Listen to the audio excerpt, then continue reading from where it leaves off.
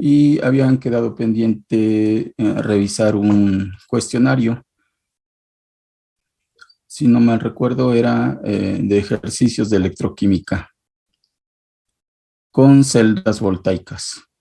¿Estoy en lo correcto? Sí. Bien, ¿alguien que tenga alguna duda sobre lo que se plantea en el cuestionario?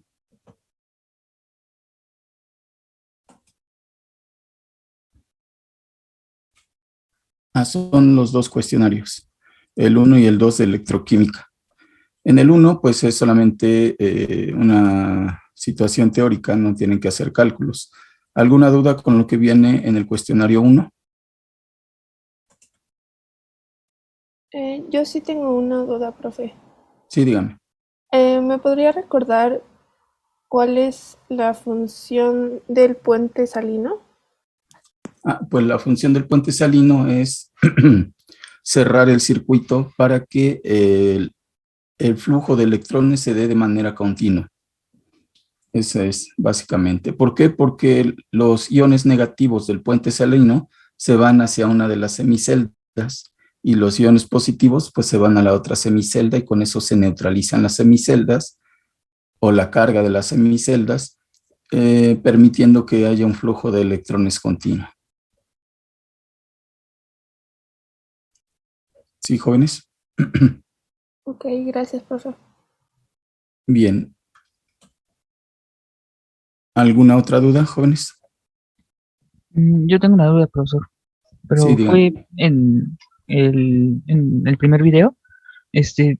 que no entiendo por qué la constante de Faraday tiene otro valor. O sea, la que se utiliza tiene un valor diferente al que yo supongo debería de ser de la carga de un electrón entre el mol. No sé si me entiende. A ver, De hecho, ahí mismo en el video la lo explica. constante de Faraday se obtiene a partir del siguiente razonamiento. Lo voy a poner aquí en pantalla. Permítanme un segundo.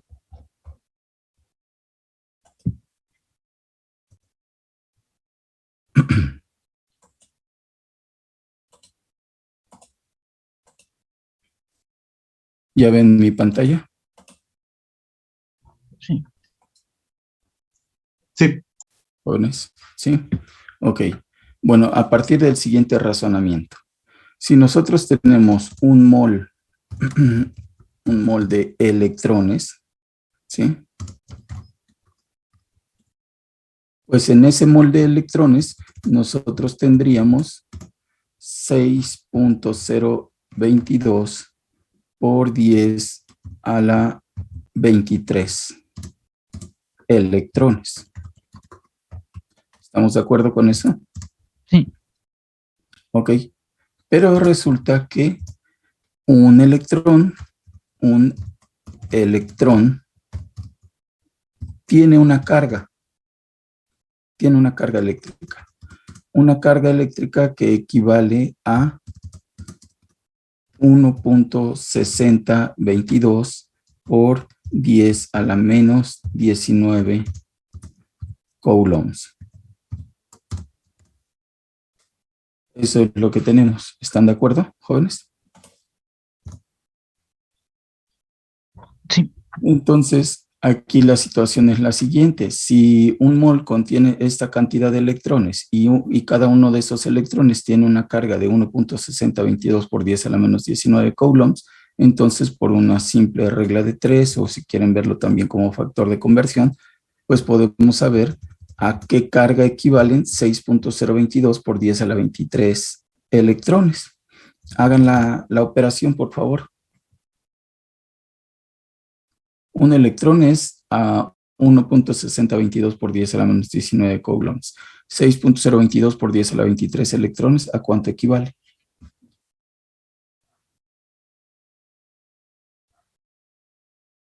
$96,000.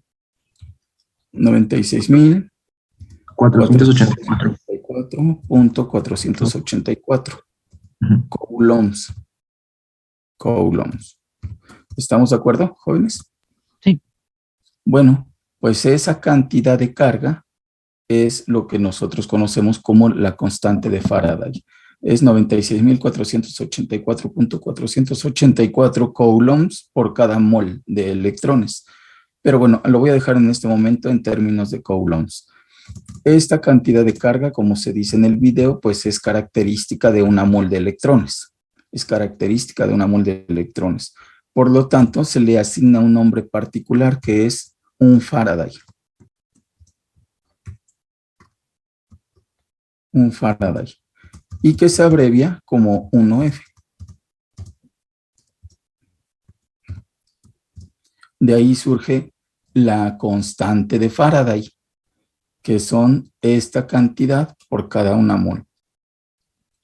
Lo voy a poner aquí en letras pues más pequeñas.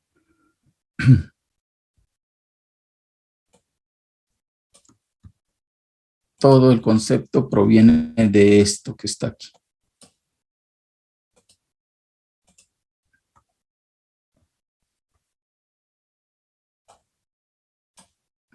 Proviene de aquí. Una mol de electrones contiene 6.022 por 10 a la 23 electrones, los cuales tienen asociada una carga de 96.484.484 coulombs, que es llamada un Faraday y se abrevia 1F. Pero la constante de Faraday, pues es esta asociación entre esta cantidad de coulombs por cada un mol de electrones. Esa es la constante de Faraday. Hay algunos textos en los cuales pues esa constante se redondea y se pone en vez de 96.484.484, se pone 96.500 coulombs. Y hay otros textos que utilizan el valor más actual para la constante de Faraday y es de 96.000. Caray, ese ya se me olvidó. 485. 485.3365 3365. coulombs. Entonces, cualquiera de estos valores, pues lo podríamos aceptar. No existe tanta variación, cualquiera de estos. Pero el valor más recomendado en la actualidad, pues es este, porque es el que se determinó con mayor exactitud y mayor precisión. No sé si esto responda a su pregunta. Sí, gracias, profesor. Entonces, bueno, pues ya que lo vimos aquí, entonces ahora sí les voy a exigir que utilicen este valor, independientemente del valor que venga en el video o del valor que venga en algún ejercicio de la serie. ¿Sí? ¿Sí quedó claro? Este es el valor que vamos a utilizar para la resolución de nuestros ejercicios. Jóvenes. Sí, profesor. Ok. Bien, ¿alguna otra duda? Del primer video. Bueno, del primer cuestionario. ¿Alguna otra duda, jóvenes? Creo que no, profesor. Entonces vamos a ver el segundo cuestionario. El segundo cuestionario. ¿Alguna duda de este segundo cuestionario? Les dieron los resultados que se muestran aquí, jóvenes. Disculpe, profesor, yo tengo una duda. Ajá. Al momento de escribir, bueno, sí, armar las reacciones del ánodo y el cátodo, ¿los coeficientes estequiométricos se bajan o no? Se colocan ¿Usted en dice la... de la reacción que tenemos aquí Sí, pues, a las reacciones del ánodo y del cátodo? No, sí, no, son, digamos, independientes, como se ve aquí. Por ejemplo, en el cátodo, la plata gana electrones y se convierte en plata neutra. El hierro pierde electrones y se convierte en iones de hierro 2+. Y no importa si aquí tenía la plata un coeficiente de 2, se le puede poner, pero pues tendría entonces un 2 aquí, un 2 en los electrones y un 2 en el átomo neutro. Ok, profesor. Gracias. Ok. ¿Alguna otra duda, jóvenes? Profe, Sí a mí no les... me dio el valor de la fuerza electromotriz. Ajá.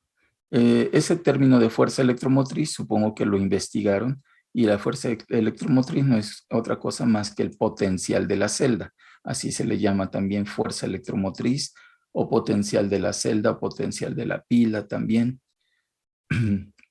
Bien, puede ser que varíe un poco, que aquí le dé punto 23, punto 25, incluso punto 22, pero no puede variar mucho. Eso va a depender de las tablas que consulte. ¿Varió mucho su valor en este caso? Es que creo que hallé otra definición, no sé si errónea, pero decía que era el potencial de oxidación, bueno, o del ánodo, menos el potencial en el cátodo. Ah, bueno, quien les va a evaluar soy yo, y yo soy el que les dije que es el potencial de oxidación más el potencial de reducción, o igual el potencial de reducción más el potencial de oxidación. Lo que usted consultó no quiere decir que esté mal, sino que no está completamente explicado y posiblemente eso lleva a confusión. La situación es la siguiente. En una celda voltaica, siempre hay una oxidación y una reducción. ¿Están de acuerdo con eso? Sí, Bueno, entonces debe de haber un potencial de oxidación y un potencial de reducción. ¿Están de acuerdo con eso? Sí, Sí, No puede haber dos potenciales de reducción, porque entonces no habría, si hay dos potenciales de reducción, quiere decir que solo se está ganando electrones. ¿Y quién estaría cediendo los electrones? Esa sería la pregunta. Entonces, no, siempre debe de existir una oxidación y una reducción. Y por lo tanto, debe de haber un potencial de oxidación y un potencial de reducción. La oxidación se lleva a cabo en el ánodo, donde se pierden electrones, y la reducción se lleva a cabo en el cátodo, donde se ganan electrones. Aquí lo podemos ver en esta reacción. Sin embargo, resulta que en las tablas de potenciales, déjenme abrir el manual.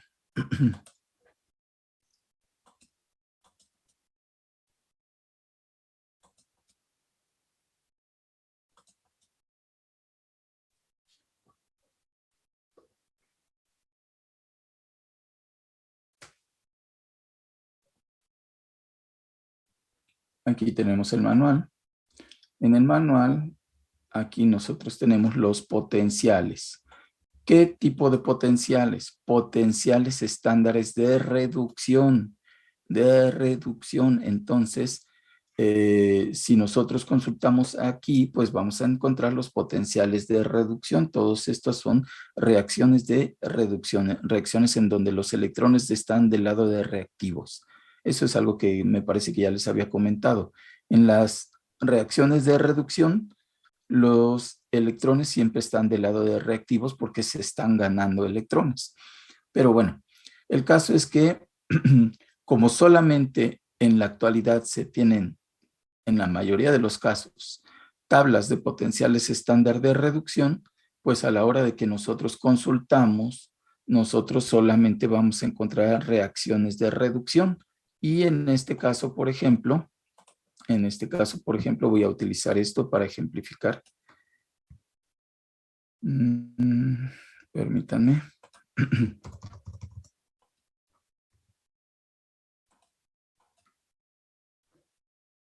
Esta es una reducción. Esta es una reducción. Esta sí la voy a encontrar en la tabla. No va a existir ningún problema. Voy a encontrar esta reacción en la tabla.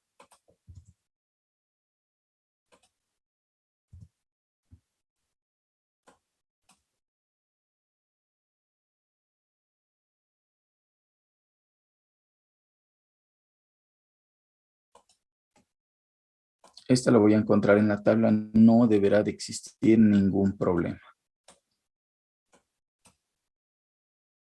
Bueno, pues voy a ir a la tabla a ver si en verdad encuentro esta reacción y su potencial. Vamos a ver, ¿dónde está?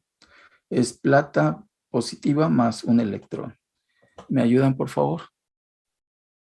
Plata positiva más un electrón.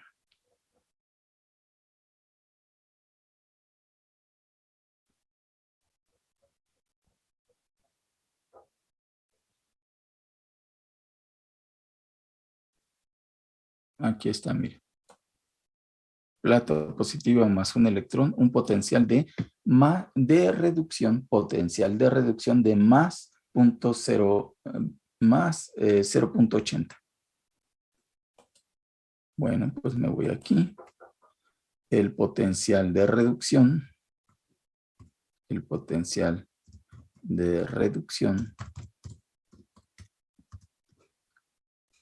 es de más 0.80 volts. ¿Ok? Pero yo no voy a encontrar esta reacción, porque esta es una oxidación. ¿Qué es lo que voy a encontrar? Pues la reacción inversa. En vez de encontrar esto, voy a encontrar la reacción inversa. ¿Sí? Y tendríamos esto como reactivo y este hierro como producto. Esto es lo que yo voy a encontrar. Entonces, voy a buscar esto. Voy a buscar esto en el manual. Hierro 2 más 2 electrones que se convierte en hierro metálico. Vamos a buscarlo. Aquí está, mire. Hierro 2 más 2 electrones que se convierte en hierro metálico. Entonces, aquí el potencial de reducción es de menos 0.84. Menos 0.84. Entonces, ojo, el potencial de reducción de esta que tenemos aquí es menos 0. ¿Qué? ¿Qué era? Perdón. 44. 0.44. Ok, pero este es el potencial de reducción, ¿sí? ¿Cuál es el que yo tengo que utilizar aquí?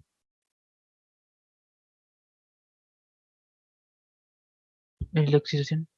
El de oxidación. Yo tengo que utilizar el potencial de oxidación. Y entonces, ¿qué es lo que les dije que hicieran?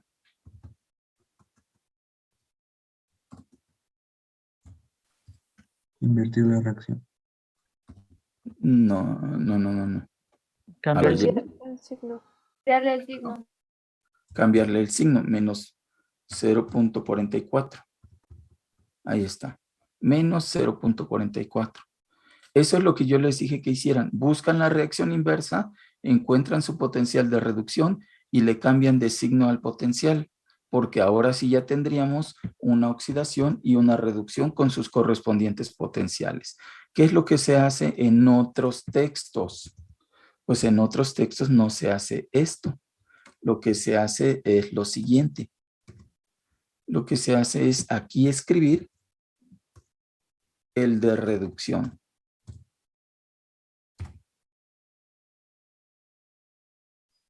No, a ver, creo que ya me equivoqué. El de reducción es negativo.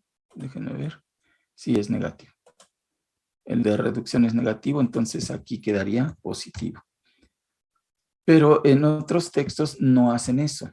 Lo que hacen es escribir el potencial de reducción, pero resulta confuso porque sería el potencial de reducción de la reducción menos el potencial de reducción de la oxidación. No sé si me expliqué.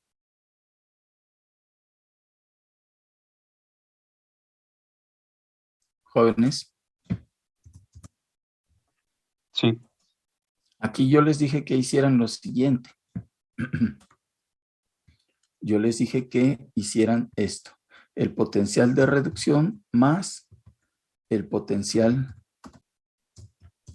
de oxidación. Eso es lo que yo les dije que hiciera y es lo más lógico. Aquí las cantidades serían las siguientes.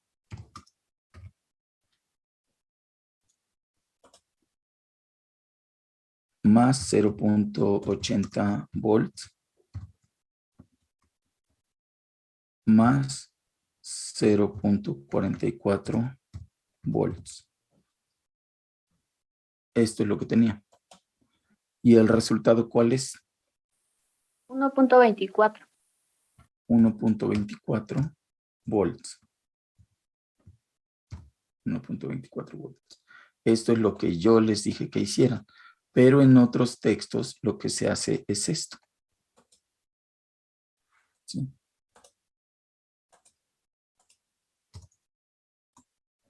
En otros textos lo que se hace es lo siguiente.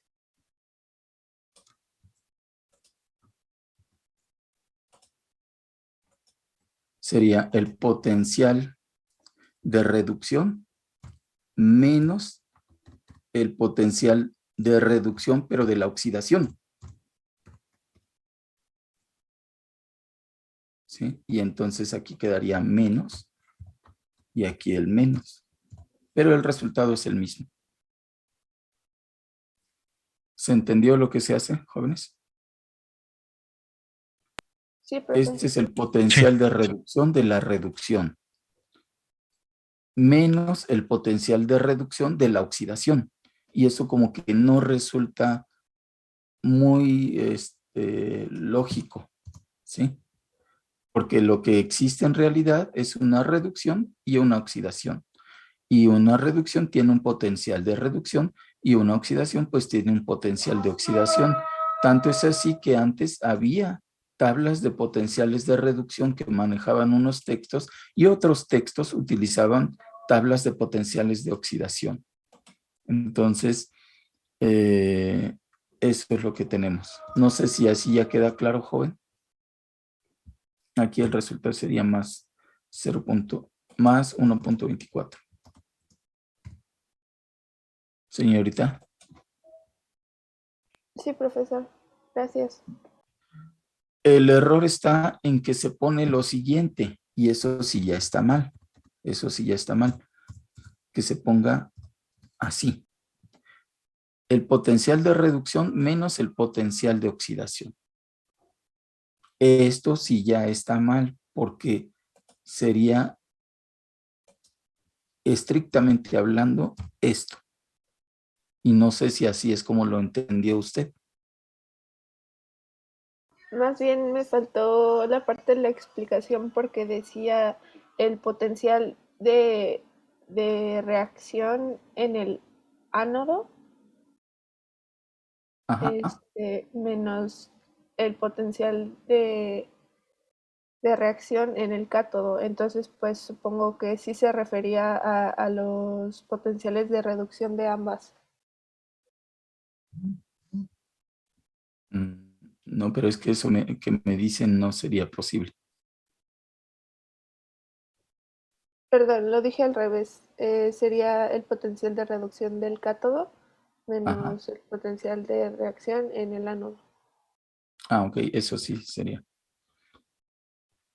Aquí, si nosotros lo escribimos así como está, el potencial de reducción menos el potencial de oxidación sería este potencial de 0.8 menos el potencial de oxidación que es más 0.44 y aquí me daría un valor diferente. ¿Sí? Pero bueno, creo que ya quedó claro que lo que podríamos hacer sería esto. Sería el potencial de la reacción en el cátodo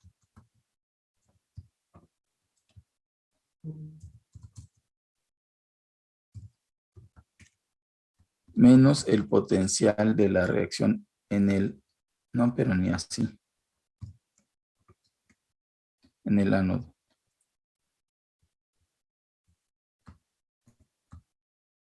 Porque en el ánodo se lleva a cabo una oxidación y la oxidación en este ejemplo que estamos viendo tendría un valor positivo.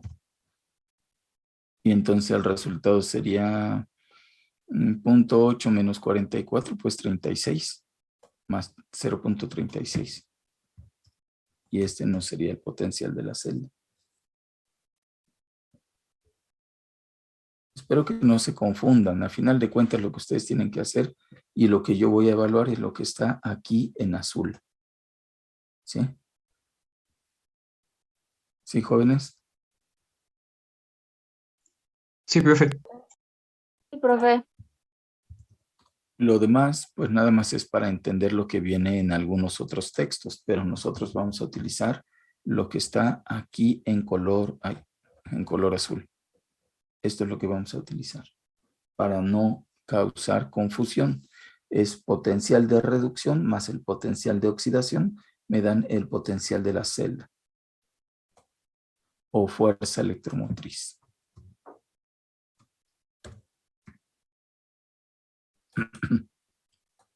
¿Alguna otra duda, jóvenes?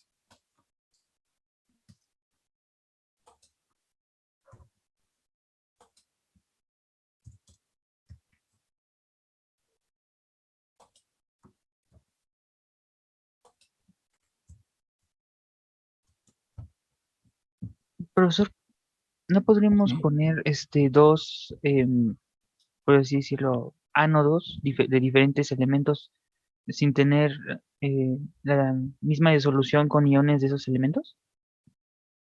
No entendí muy bien. O sea, que si Por se ejemplo, podría tiene poner... una disolución de iones de cobre y en esa disolución de iones de cobre puede poner un electrodo de cobre y puede poner un electrodo de zinc, por ejemplo. Sí, eso. Y que, No, porque bueno, la reacción se llevaría a cabo ahí sin que los electrones se transfieran a través del conductor. no, es que no me expliqué bien. Digamos que tenemos la celda galvánica como siempre, como lo hemos estado viendo, excepto Ajá. que en el ánodo se tengan, bueno, dos elementos, como ánodo, dos elementos diferentes, y que en la disolución haya iones de esos elementos, ¿se puede? No, es lo que le digo. Pues la reacción se va a llevar a cabo en el vaso de precipitados sin que el intercambio de electrones se dé a través del conductor. Eso no sería posible. Ok, vale, gracias. Se presenta también algo que se conoce como reacciones de competencia y entonces los iones de un átomo, de un elemento, van a competir con los iones del otro elemento por oxidarse o bien por reducirse. Y si uno se oxida, entonces el otro se va a reducir. Y la reacción se lleva a cabo ahí mismo en el vaso de precipitados. Ya no se llevaría a cabo la transferencia de electrones a través del conductor.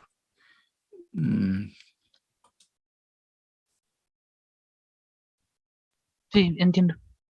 Ok. Gracias. ¿Alguna otra duda, jóvenes? Profe, ¿podríamos ver los resultados de los demás ejercicios? Sí. Disculpen, es que se me olvidó otra vez prender esto. Aquí la cámara, ¿ya me ven? Ya, Sí. profe.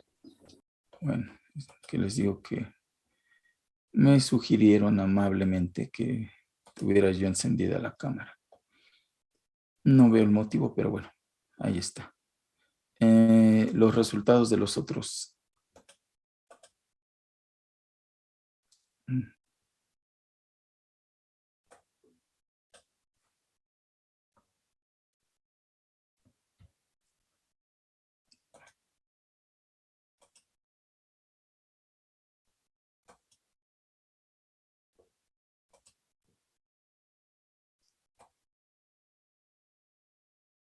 El 2, aquí está.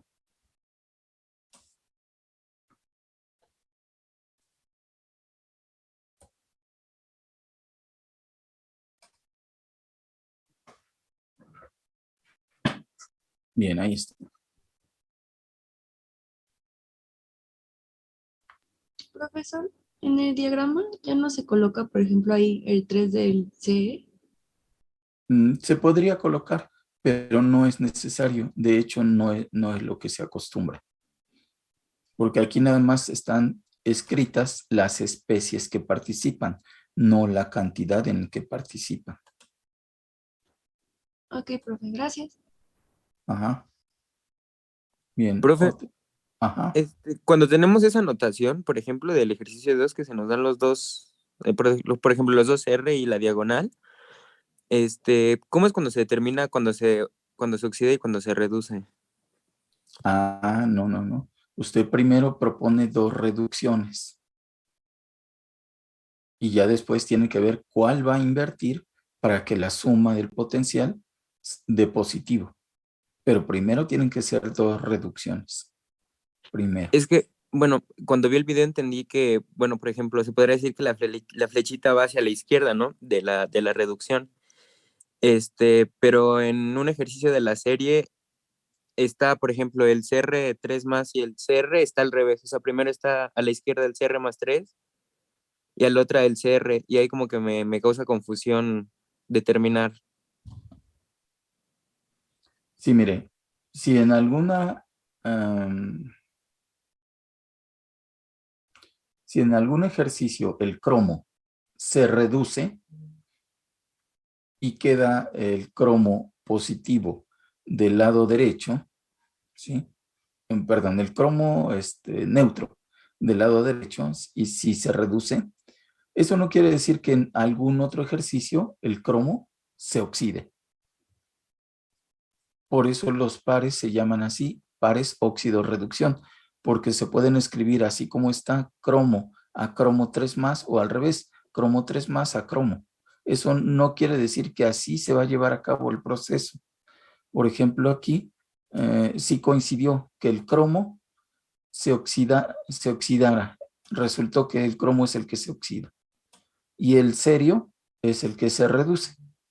Pero si se dan cuenta, el cerio primero aquí está escrito como cerio 3 más y después cerio 4 más. Y aquí en realidad quedó como cerio 4 más y que se convirtió en cerio 3 más. Es decir, el orden en el que estén escritos cuando se usan diagonales, el orden en el que estén escritos cuando se usan diagonales no importa.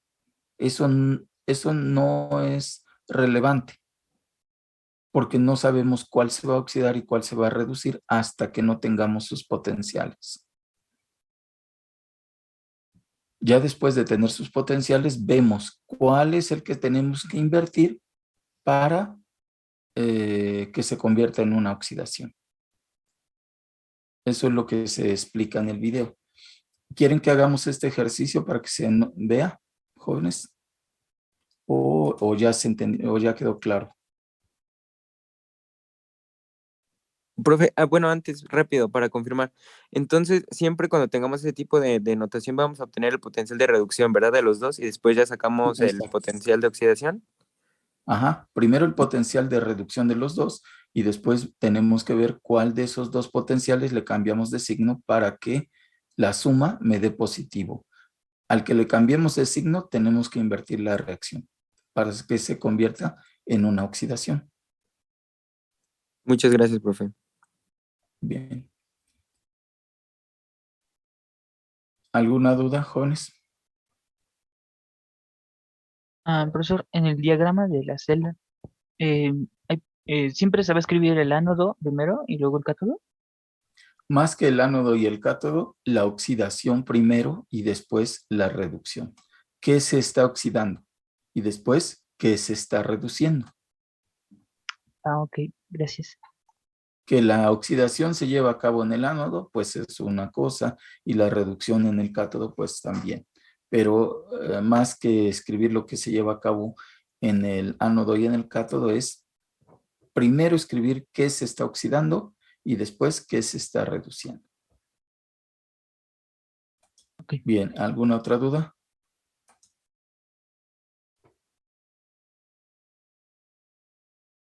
Jóvenes,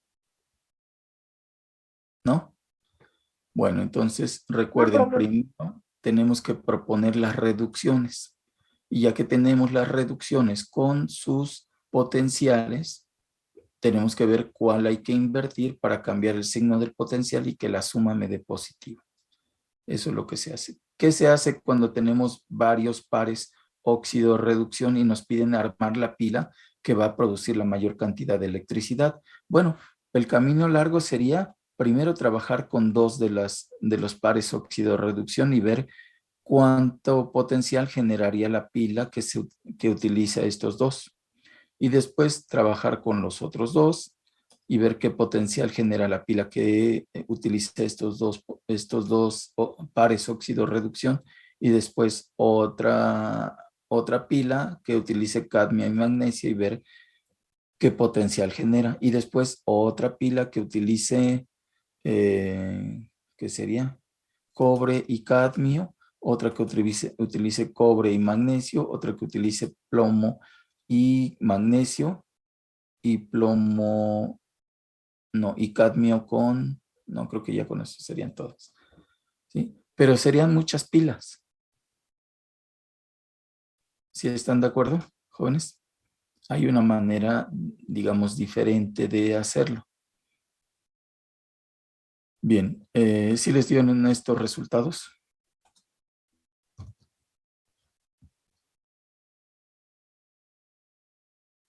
Sí, profe. Sí, Sí, profesor. Y al final, no, ya era todos. Bueno, como se darán cuenta, entonces los ejercicios de celdas voltaicas pues son relativamente sencillos. Hay otro tipo de ejercicios en donde nos dan el diagrama de la celda y nos piden todo lo demás, ¿sí? El diagrama de la celda y nos piden todo lo demás. Aquí no puse ninguno de esos, pero pues nada más sería cuestión de llevar a cabo el proceso de manera inversa. Por ejemplo, imaginen ustedes que me dan el diagrama de la pila. Yo no conozco nada de lo que está escrito aquí, sino que solamente me dan el diagrama de la pila. Me dicen, una pila tiene este diagrama, ¿sí? Este es el diagrama de la pila.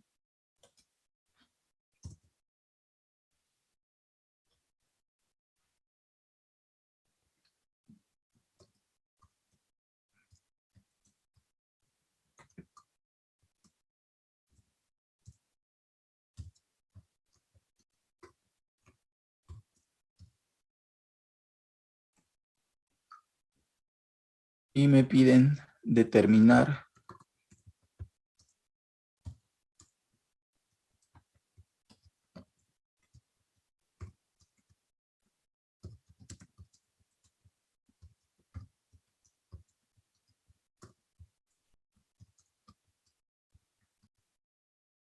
que podemos llamar una pila o una celda. Creo que lo más conveniente es una celda. Una pila pues ya son varias celdas. Pero bueno, hay ocasiones en las que se utiliza de manera como si fueran sinónimos. Entonces aquí lo tenemos. Una celda presenta el siguiente diagrama y nos dan el diagrama de la celda. Determinen las reacciones que se llevan a cabo en los electrodos y el potencial de la celda. Este tipo de ejercicios son sumamente sencillos porque ya sé que esto va a ser la oxidación y esto va a ser la reducción, porque en el diagrama siempre se pone la oxidación primero. Entonces, nosotros podríamos empezar a resolver de la siguiente manera. La oxidación es la siguiente. ¿Cuál es la oxidación? Bueno, pues aquí lo tenemos, el magnesio a magnesio 2 más. Esta es la oxidación. Sí. Pero pues la tenemos que escribir como una reacción. ¿Qué es lo que hacemos? Pues algo muy sencillo. Simplemente vamos a ponerlo como una reacción. El magnesio se convierte en magnesio 2 más. En magnesio, sí, en magnesio 2 más.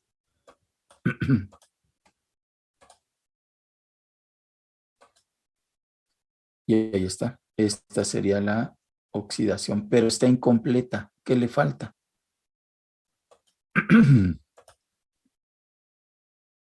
¿Qué le faltaría ahí? ¿Electrones? Electrones, ¿de qué lado? Derecho, ¿Del lado de reactivos o del lado de productos? productos. Del lado de productos, los electrones quedarían del lado de productos. ¿Sí queda claro, jóvenes? Y en este caso, pues serían...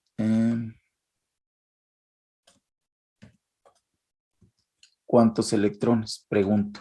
¿Cuántos electrones? Más ¿cuántos electrones? 2.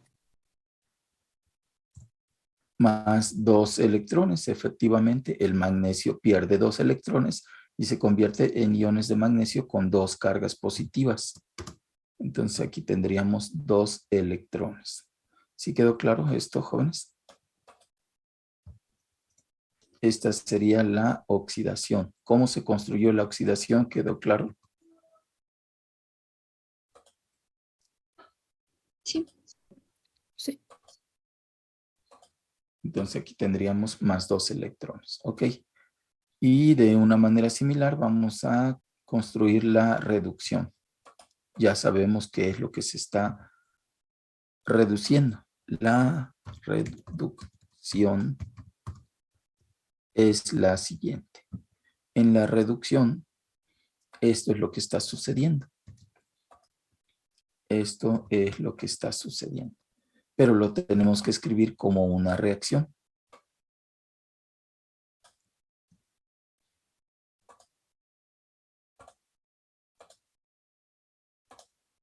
Y entonces esta barra se sustituye por una flecha de reacción y se completa con electrones. En la reducción, ¿los electrones de qué lado quedan?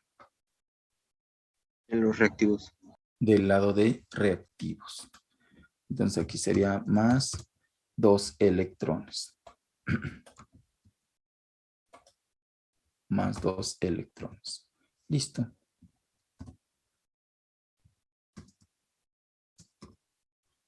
Esta sería entonces la reducción. Ya tenemos la oxidación, ya tenemos la reducción. ¿Cuál es la que vamos a encontrar de forma directa en el manual? En la tabla de potenciales. La reducción. La reducción, entonces vamos a buscar esto. El cobre 2 más 2 electrones. Vamos a buscarlo. Cobre 2 más 2 electrones. ¿Me ayudan, por favor?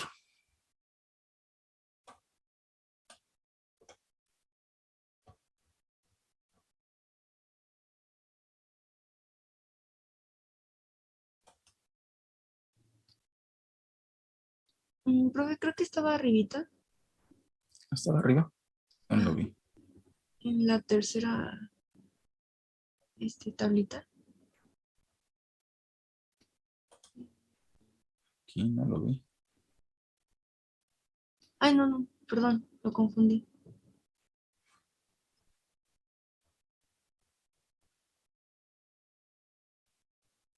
Miren, aquí está el cobre 2 más, pero solo tiene un electrón. No es este lo que andamos buscando. Abajo. Aquí está también el cobre 2 más, pero tiene bromo y tiene electrones, entonces tampoco es esto. Aquí está el cobre 2 más 2 electrones y que se obtiene cobre neutro con un potencial de más 0.34. Entonces, esto es lo que andamos buscando.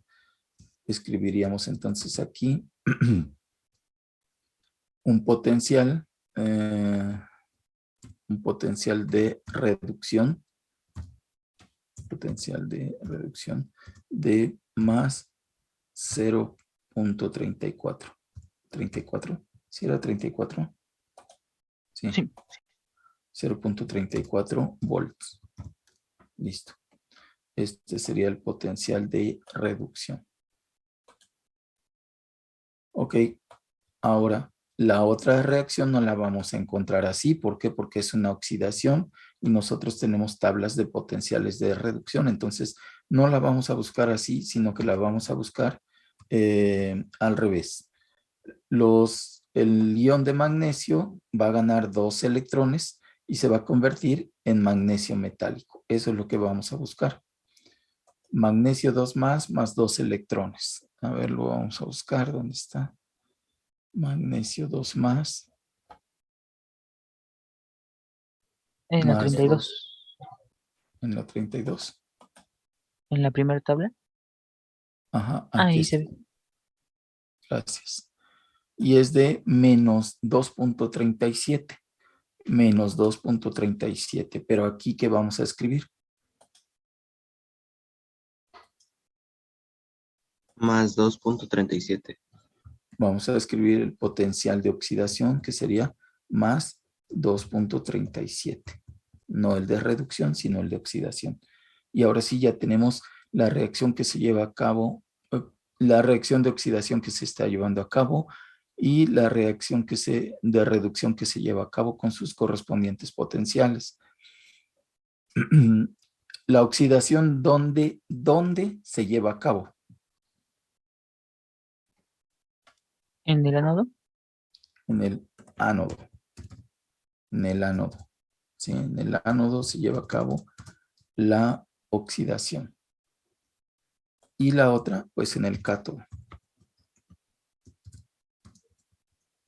Y entonces ya tenemos las reacciones que se llevan a cabo en los electrodos. ¿Se podrían poner sin sus potenciales? Sí, pero pues yo de una vez se los puse. ¿Por qué? Porque eventualmente los utilizamos para determinar el potencial de la celda. ¿Sí? Entonces, ya con la reacción del ánodo y del cátodo, tendríamos lo siguiente. Vamos a sumar estas, procurando que no queden electrones. En este caso no hay mayor problema. Se pueden sumar sin problema porque estos dos electrones se cancelan con estos dos electrones y listo. ¿Sí? Entonces, ¿qué nos quedaría como productos, como reactivos y como productos? Pues nos quedaría lo siguiente. El magnesio más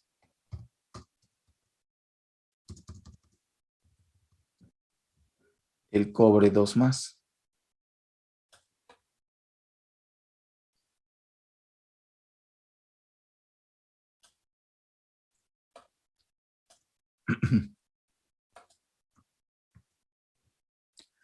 Que produce magnesio 2 más y cobre.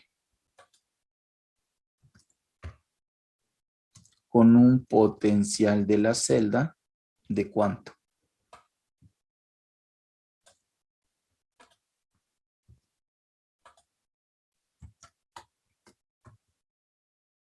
¿De cuánto sería el potencial de la celda?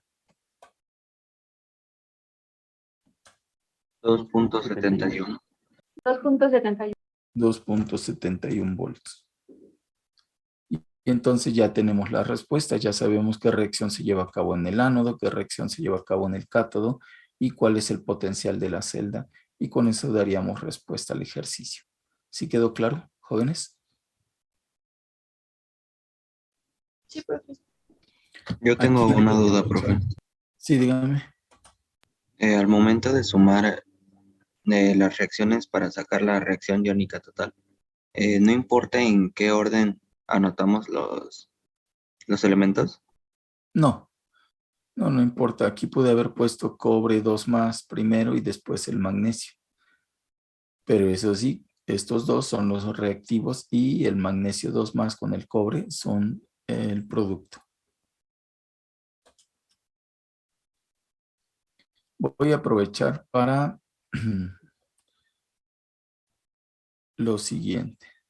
No, esto es de termoquímica.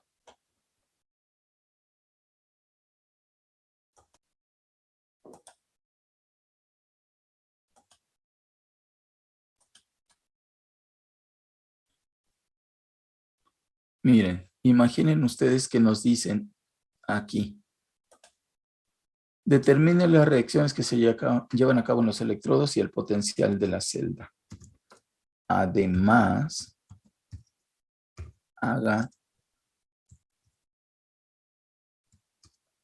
el dibujo de la celda. Haga el dibujo de la celda. Además, haga el dibujo de la celda. ¿Cómo quedaría el dibujo de la celda? No el diagrama. El diagrama me lo dieron ya. El dibujo de la celda. Bueno, pues para el dibujo de la celda es como si tomáramos esto como un machote, vamos a llamarle. ¿Sí?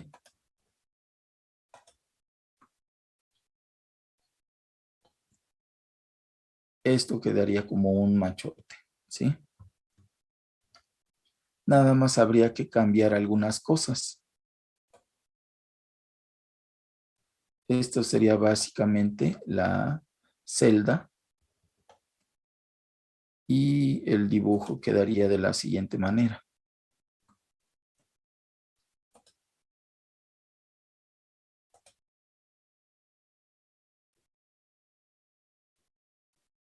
Permítanme.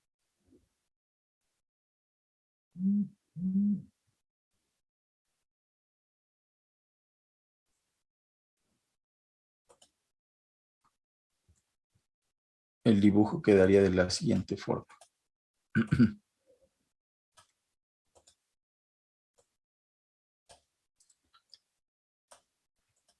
Aquí se está utilizando zinc y cobre. Y nosotros vamos a utilizar cobre y magnesio. ¿Sí queda claro? El magnesio es el que pierde electrones y el cobre es el que gana electrones. En este diagrama que tenemos aquí, el zinc es el que está perdiendo electrones y el cobre es el que está ganando. Entonces, si nos piden el dibujo de la nueva celda, pues aquí el cobre no cambiaría. Seguiríamos utilizando una placa de cobre y una sal de cobre. Del otro lado sí cambiaría. En vez de tener el zinc, tendríamos aquí, ¿cómo se llama el otro? Al magnesio. Y eso sería todo el cambio. Ese sería todo el cambio.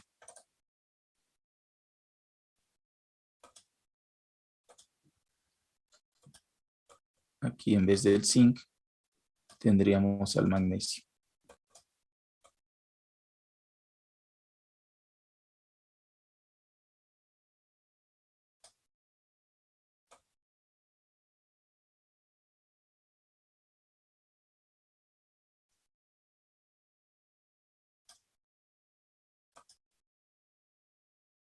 Aquí quedaría magnesio. Ups.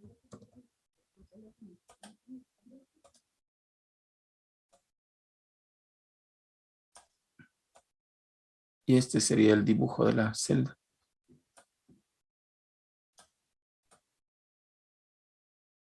Recuerden que en el electrodo positivo se lleva a cabo la oxidación y en el electrodo negativo la oxidación.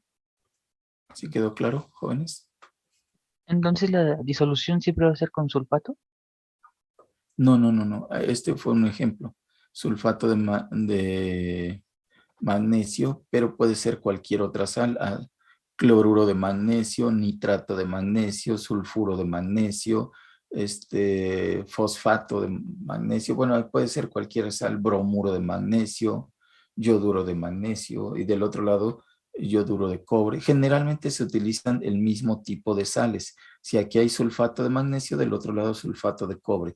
Si aquí hay bromuro de cobre, del otro lado bromuro de magnesio. Pero pueden ser diferentes. De un lado sulfato, del otro lado bromuro, o de un lado nitrato y del otro lado cloruro. ¿Sí? Mientras sean sales que tengan los iones correspondientes, pues no hay problema. ¿Sí quedó claro? Este sería el dibujo. Así que grábense este dibujo o ténganlo por ahí a la mano. Si es que en algún ejercicio les llego a pedir el dibujo, pues tienen que ver qué es lo que se está oxidando y lo van a poner en el electrodo positivo, en el ánodo. ¿Qué es lo que se está reduciendo? Y es lo que voy a poner en el electrodo positivo, perdón, negativo, en el cátodo. ¿Sí? Esto que les acabo de decir, o este diagrama que vemos aquí, se utiliza cuando los componentes de la reacción son metales y disoluciones de los iones de estos metales. Pero no siempre las pilas se forman con ese tipo de compuestos. Por ejemplo, aquí tenemos dióxido de carbono, que es un gas. ¿Sí? Aquí tenemos ácido fosfórico, que es un líquido. Entonces hay que tener eso en cuenta.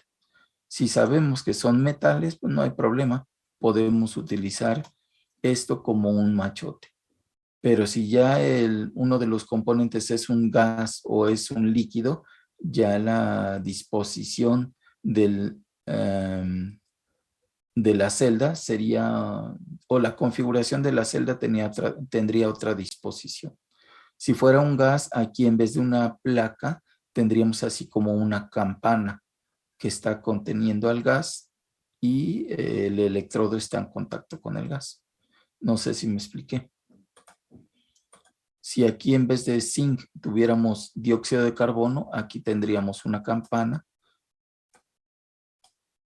para contener el dióxido de carbono y el electrodo pues quedaría aquí como que en contacto con el CO2.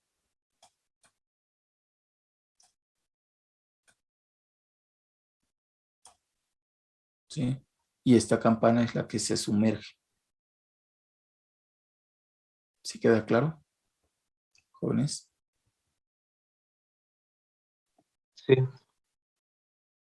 Bien, y bueno, hay diferentes formas de armar una celda dependiendo del estado en que se encuentren los componentes de la misma. Bien.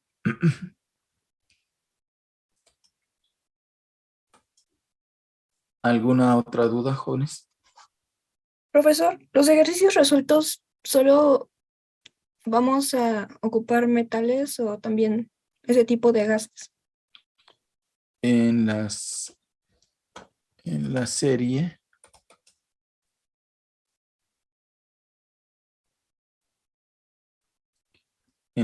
por ejemplo, si no nos indican otra cosa, pues esto va a ser estar en fase acuosa y esto va a estar en fase sólida, porque sabemos que el oro es un metal, el cobre, si son iones, pues van a estar en fase acuosa, si es cobre neutro, pues va a estar en fase sólida.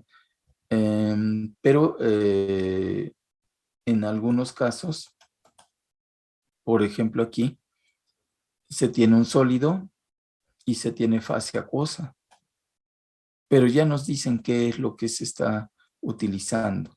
No necesariamente tienen que ser metales, ¿sí?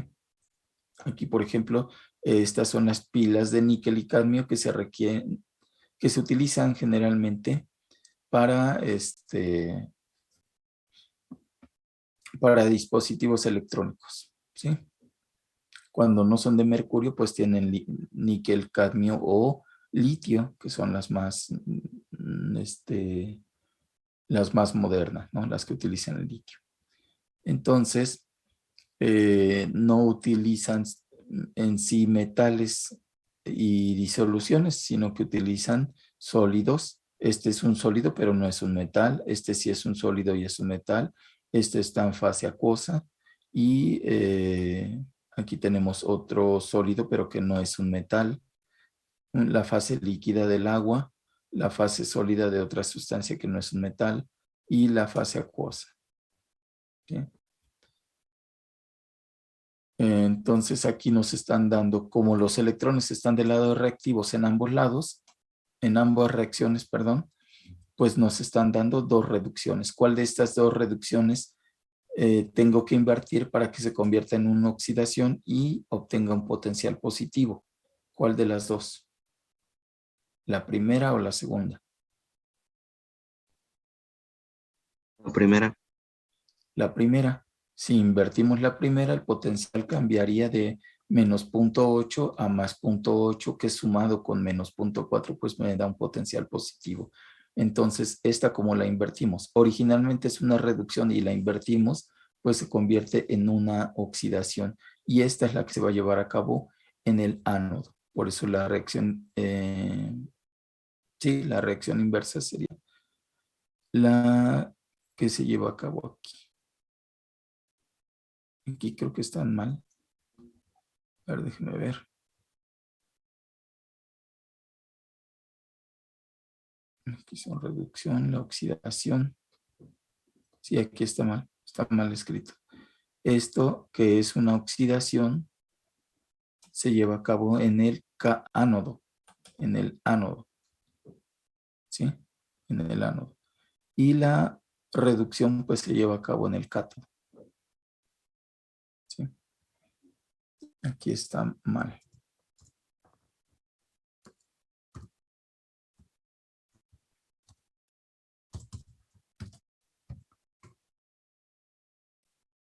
Ok. Bien, ya quedaría así, pero el potencial sí es de más 0.319 volts, más 0.319 volts. ¿Sí queda claro? Aquí también está, no, está bien el diagrama de la celda. El diagrama de la celda. Ok. Bien, ¿alguna otra duda, jóvenes? Maestro, Dígame, yo tengo una pregunta, pero es como muy teórica. Las dígame. baterías de níquel cadmio, ¿qué tienen de diferencia con las de ion de litio? Pues el tipo de compuestos que se utilizan. En las pilas del ion litio, pues se utilizan disoluciones que contienen al ion. Y en las pilas de cadmio litio se utilizan como emulsiones. No son específicamente disoluciones, sino emulsiones que contienen a los iones, porque aquí no hay de otra, deben de haber iones. Si no hay iones, no se va a dar la conductividad, en pocas palabras. De una u otra manera deben de estar involucrados iones. ¿Sí? Bien.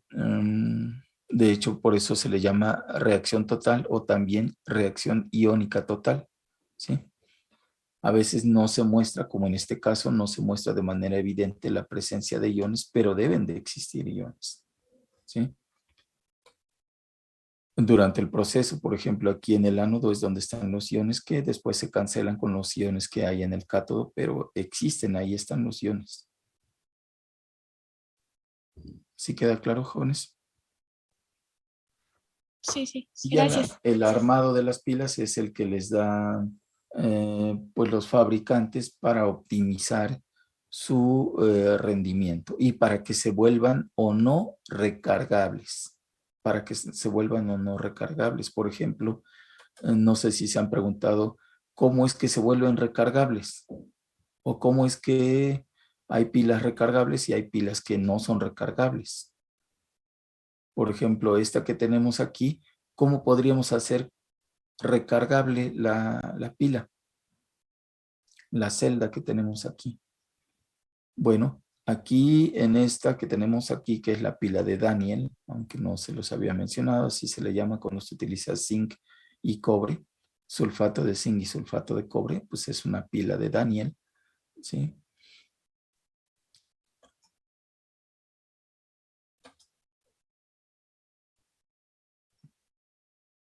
Si queremos hacer recargable esta pila, tendríamos que obligar a que el zinc, en lugar de ceder electrones, ganara electrones, y el cobre, en lugar de ganar electrones, cediera electrones. ¿Y cómo se puede hacer eso? Pues poniendo aquí en vez de un voltímetro, pues una fuente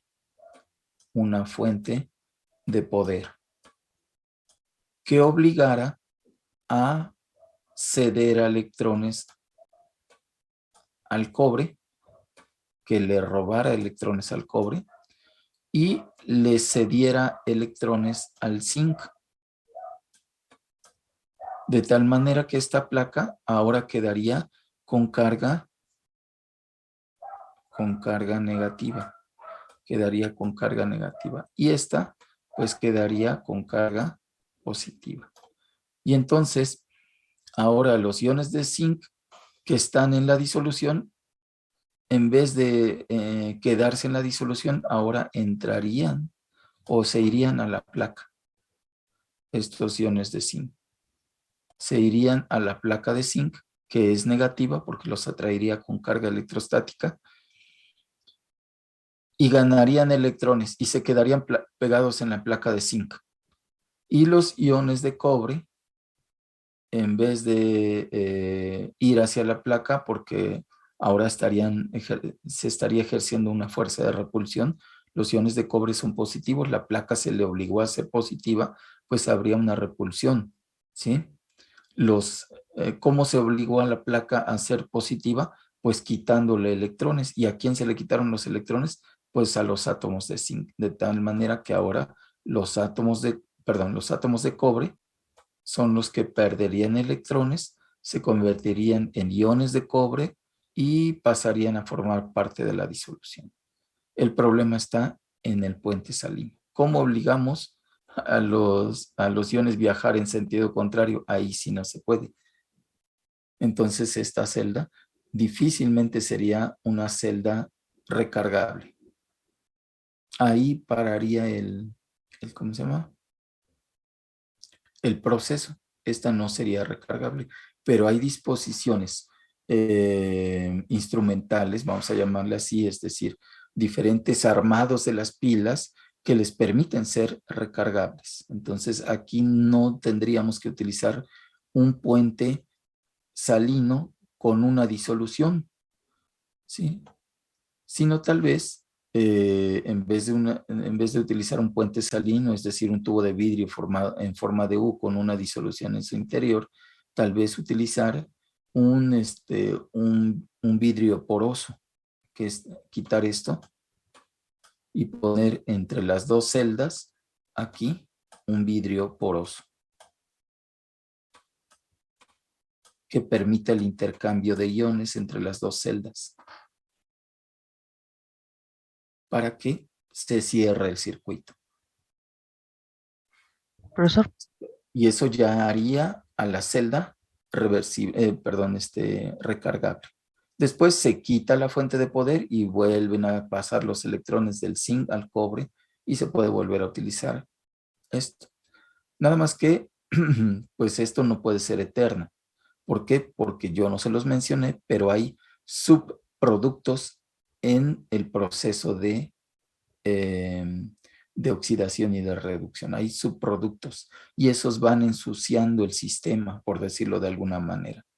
Y cada vez va siendo menos eficiente el proceso de recargado. Por eso es que aún las pilas de litio o de iones de litio, pues aún esas pilas tienen un cierto tiempo de vida o un cierto número de recargas, porque se van ensuciando los sistemas. ¿Sí queda claro, jóvenes? tengo una pregunta, profesor. Ajá. Entonces, cuando conectamos nuestro teléfono y al cargador y todo, se está cargando la batería, lo que estamos haciendo es, por así decirlo, regenerando Regenerar los reactivos. Regenerar los reactivos. Wow. Eso es básicamente. Pero en ese proceso hay subproductos. Y esos subproductos van ensuciando los electrodos. Y van haciendo menos eficiente la recarga. ¿Sí?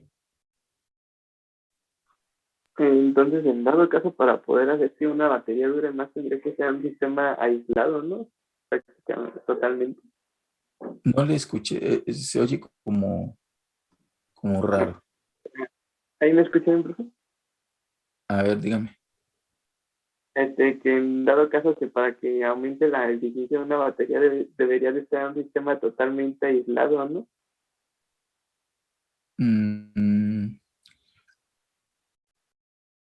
Pues es que son muchas cosas las que pueden influir. Puede influir la pureza de los reactivos y de los productos, la eficiencia de la reacción, es decir, el rendimiento de la reacción, porque casi siempre todas las reacciones tienen subproductos.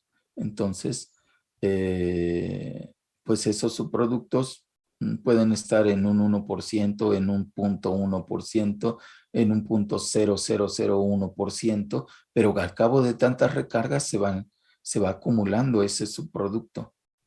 ¿Sí?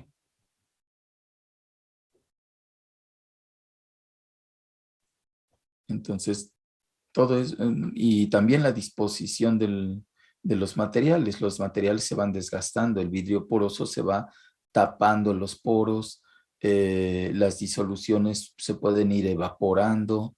Bueno, hay varias cosas que tomar en cuenta, ¿sí?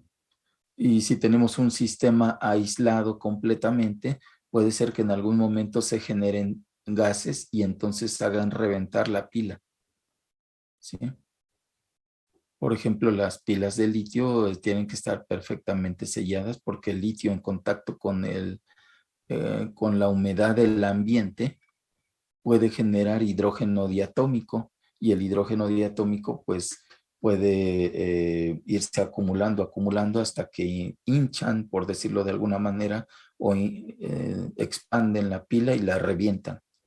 Pero el hidrógeno es un gas que se utiliza como combustible y entonces en ese momento en que se revienta la pila, pues puede generarse una pequeña descarga eléctrica que inicia pues una combustión del hidrógeno. Y lo peor es que cuando ya se reventó la pila, el litio es muy reactivo y reacciona inmediatamente con la humedad del ambiente, genera más hidrógeno y entonces se crea ahí una flama, ¿sí? Pero es debido a que el litio inicialmente entró en contacto con la humedad del ambiente. Pero bueno, son muchas cosas que hay que tomar en cuenta a la hora de construir una pila. Muchas cosas. Por eso es que algunas pilas son desechables porque costaría mucho hacerlas reversibles. Y ya mejor hasta donde duren y ya se acabó y ahí termina su vida útil. ¿Sí quedó claro, jóvenes? Sí, profe. Sí, profe. Bien. Bueno, pues esto es lo que se refiere entonces a celdas voltaicas. Y estos son los tipos de ejercicios que se van a encontrar ustedes, ¿sí? Aquí, por ejemplo, nos dan una pila de zinc con óxido de magnesio que se usa en las linternas y se basa en estas medias reacciones, ¿sí? Pues hay que ver cuál de estas reacciones hay que invertir para formar una oxidación o para tener una oxidación y ver cuál es el potencial de la celda. Aquí nos dan los pares óxido-reducción escritos de una manera diferente. Más que los pares óxido-reducción me dan las reacciones de reducción con sus potenciales y se nos pide armar la pila que produce la mayor cantidad de energía eléctrica. ¿Qué combinación nos daría la mayor cantidad de energía eléctrica?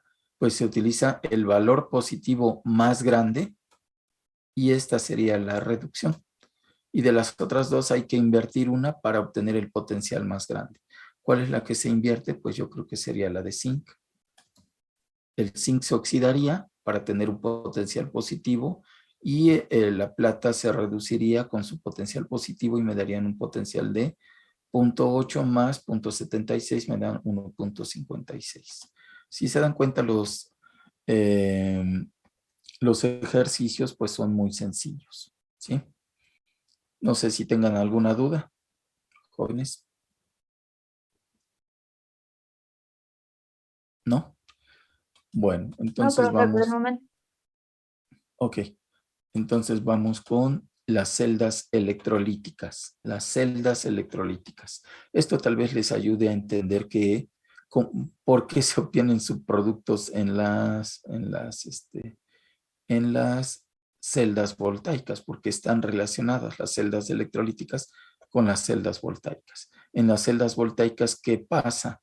Pues se lleva a cabo una reacción de óxido-reducción, pero no espontánea, ¿sí? Una reacción en la cual en vez de obtener energía eléctrica, tenemos que suministrar energía eléctrica para llevar a cabo la reacción, ¿sí?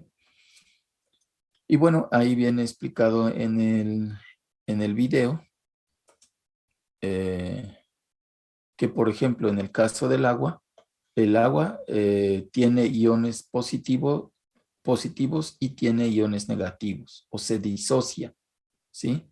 En iones positivos y en iones negativos, aunque la disociación es muy pequeña.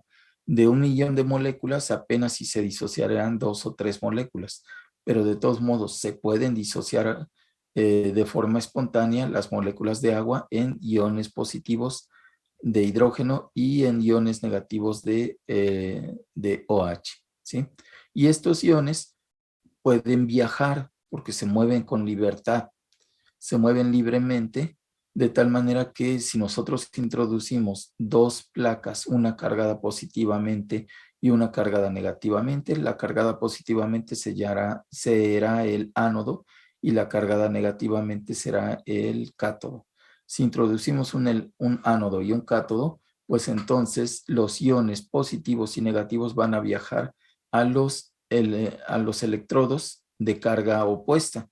Es decir, el hidrógeno positivo va a viajar hacia el electrodo negativo y el OH negativo hacia el electrodo positivo. Y allí va a suceder algo. ¿Qué es lo que va a suceder?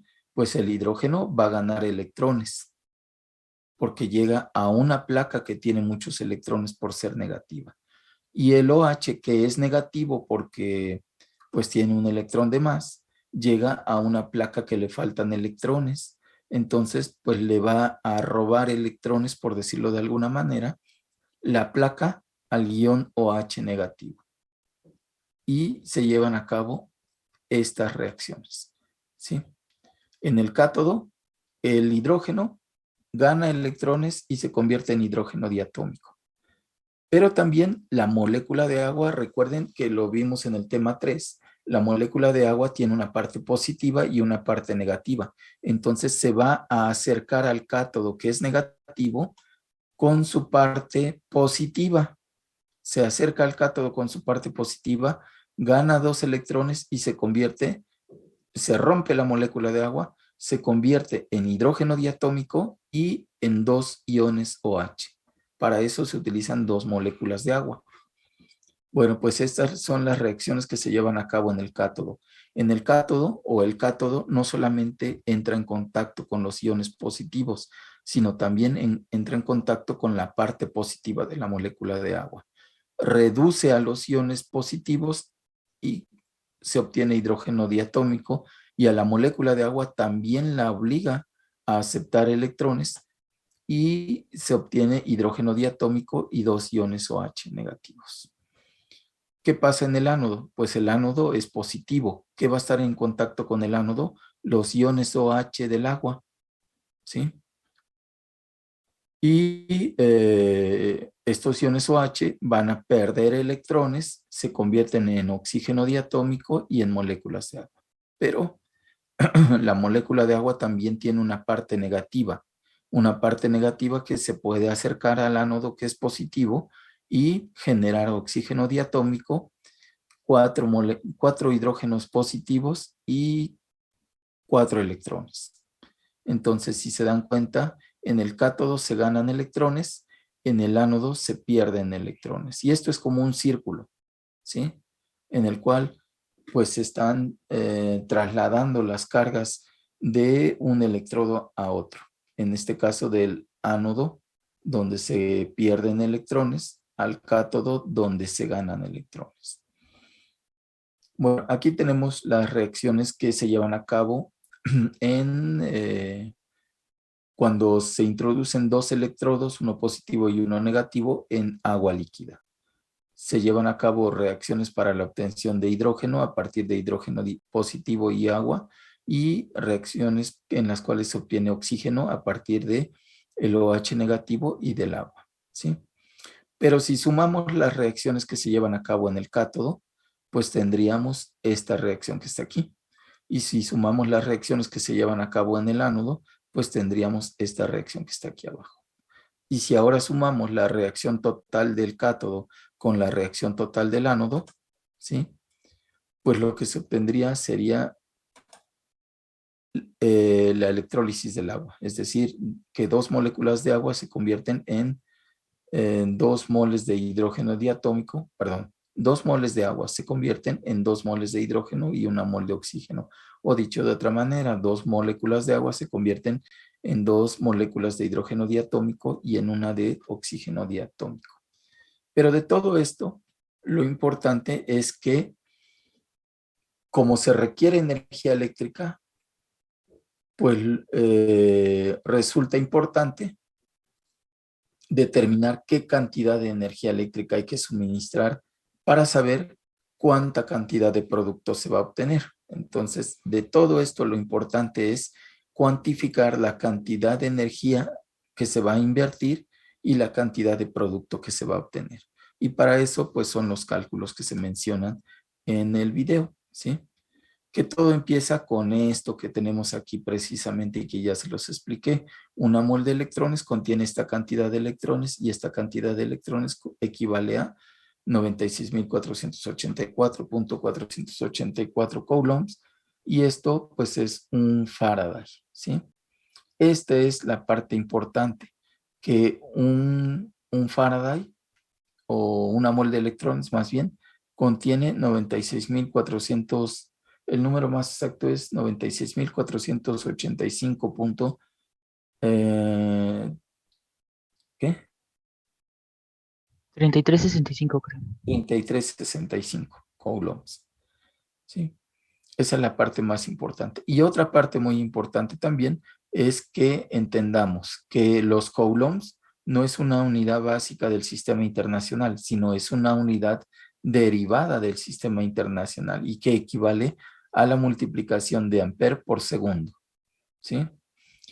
Claro que los ampere son las unidades de la corriente eléctrica, los segundos las unidades del tiempo, así que si multiplicamos la corriente por el tiempo, pues vamos a obtener la carga en coulombs. Estos son, digamos, la base de todos los cálculos que se realizan en procesos electrolíticos.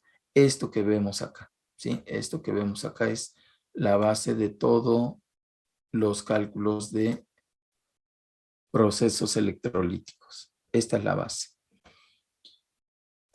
Bueno.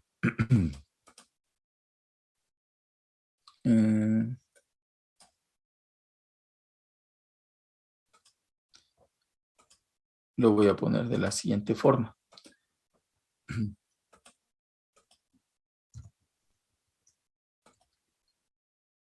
Si nosotros multiplicamos la corriente en ampere por el tiempo en segundos,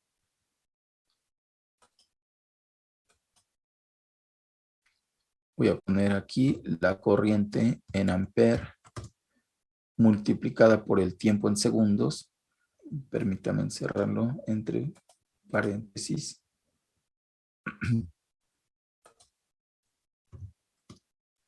Por el tiempo en segundos.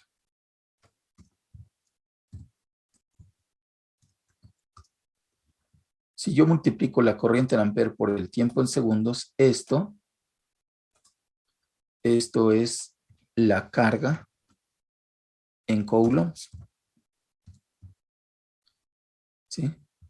O lo voy a poner así, la carga en ampere segundo. ¿Sí? Que también se entiende como la carga en coulombs.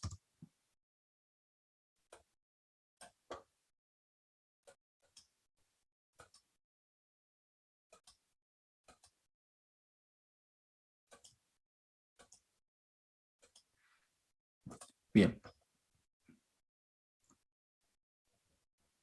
Entonces, ¿sí queda claro esto? Si a mí me dan la cantidad de corriente que circula en un sistema de una celda electrolítica y el tiempo que dura el proceso, pues yo puedo obtener la cantidad de carga involucrada en el proceso, ¿sí?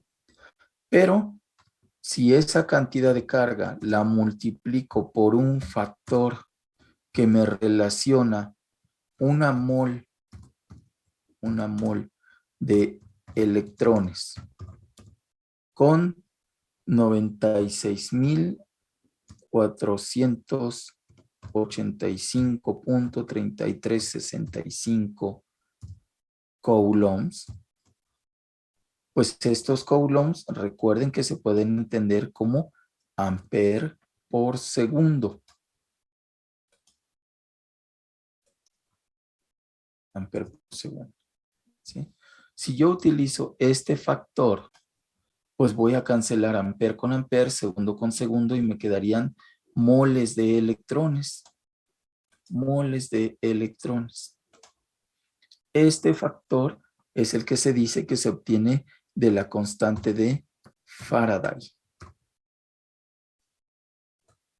porque precisamente la constante de Faraday relaciona la cantidad de carga con moles de electrones.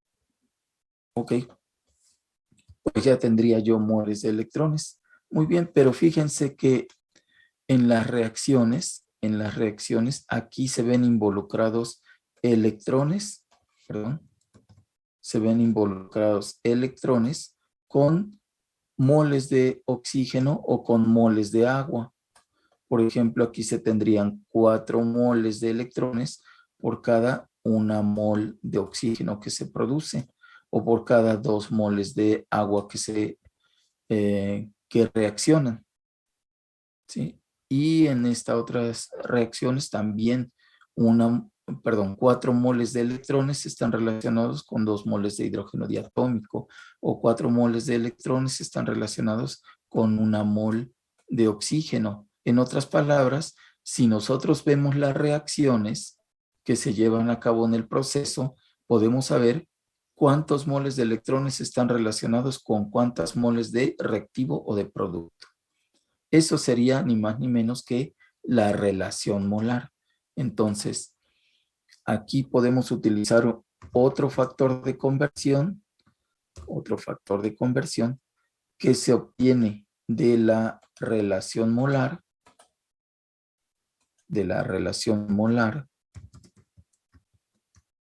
¿sí? Para relacionar moles de electrones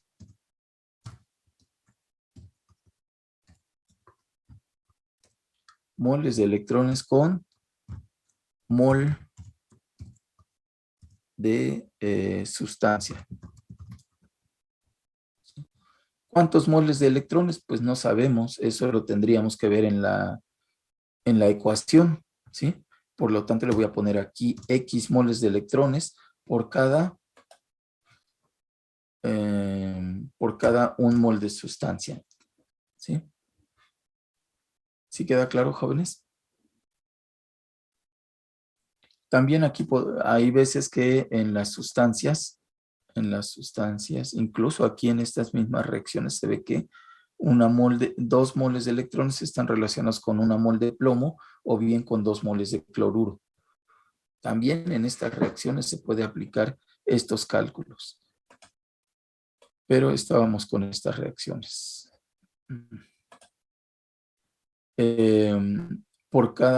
Aquí, por ejemplo, 4 moles de electrones por cada 1 mol de oxígeno, pero también podría ser 4 moles de electrones por cada 2 moles de agua. ¿Sí? Entonces, como los moles de producto tampoco lo sabemos, sería conveniente que aquí mejor le cambio y voy a poner por cada Y moles de sustancia. ¿Sí? Esos valores de X y de Y los voy a obtener de la relación molar. ¿Sí? Los voy a obtener de la relación molar. Y la relación molar, ¿dónde la voy a ver? ¿Dónde voy a observarla? Pues en la reacción. Algunos le llaman reacción iónica. ¿Sí? En la reacción iónica. La relación molar que se presenta en la reacción iónica. Ok. Pues con esto ya cancelaríamos moles de electrones con moles de electrones y tendríamos moles de sustancia. Y ya teniendo moles de sustancia,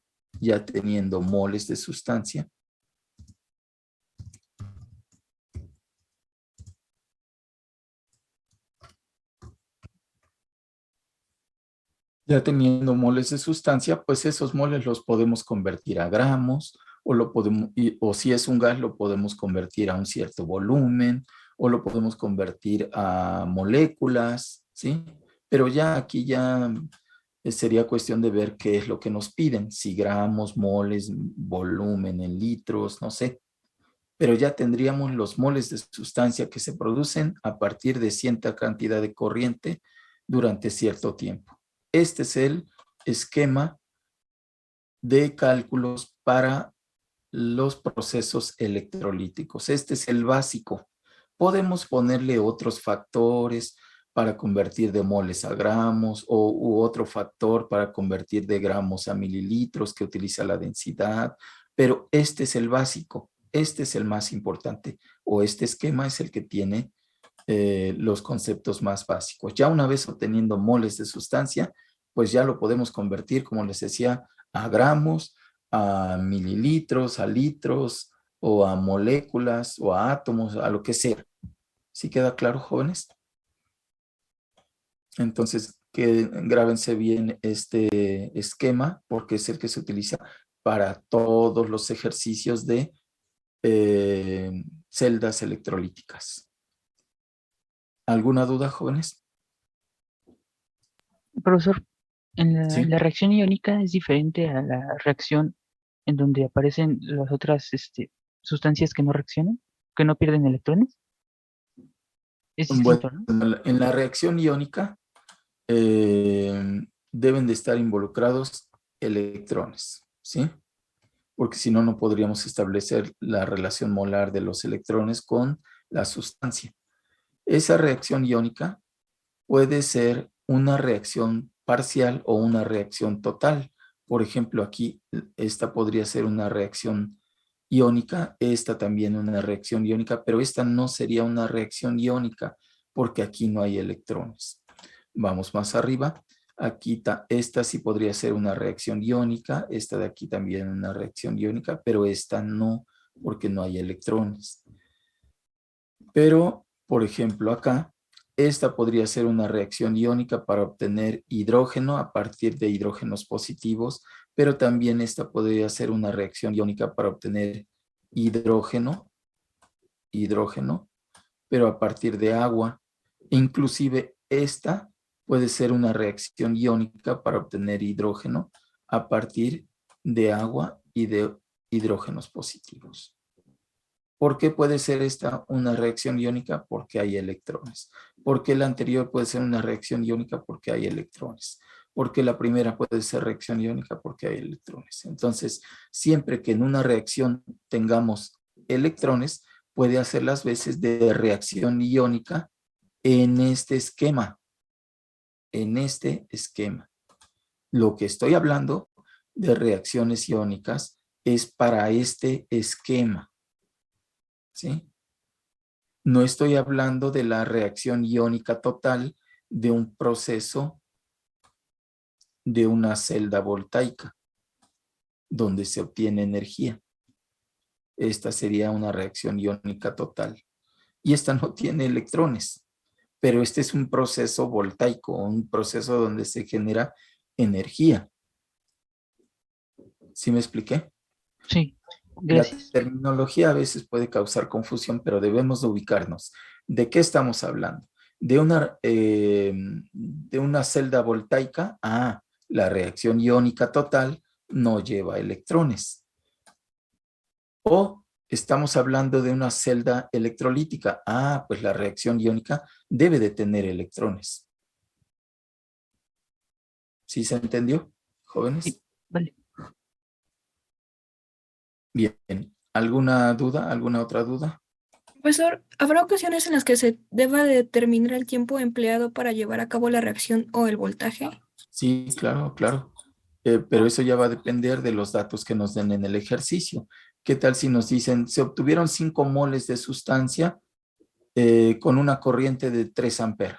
Bueno, pues entonces ya tendríamos los moles de sustancia, ya tendríamos los amperes.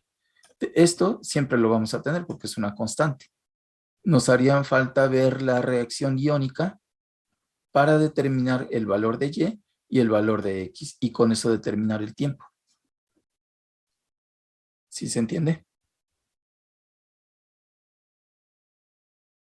Señorita.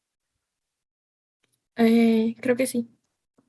Sí, es que depende del ejercicio, depende. Hay ocasiones en las cuales nos van a pedir la corriente que se utilizó en el proceso, otros ejercicios en los que nos van a decir, bueno, cuánto tiempo duró el proceso, y otros ejercicios en los que nos van a decir, bueno, ¿y cuántos moles de sustancia se obtuvieron o cuántos gramos de sustancia se obtuvieron?